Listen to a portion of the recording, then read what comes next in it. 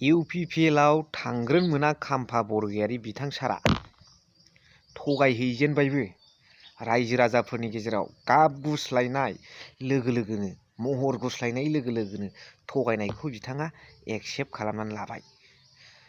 रायजो राजाफोरनि सिगाङाव नेरसोन बर' बिथां बारग' एमसिएलएखौ नैबे फेब्रुवारि मासनि 16 थारिख बेबादि लागालागि थारिखआवनो जयेन जागोन होननायखौ नेरसोन बर'आ गोख्रों रावजों बिथांखौ सोंखारिदों आरो कारेक्ट एन्सारखौ होदों। बिथाङा बिपिएफआव थानानै खामानि मावगोन होननानै बुंदों।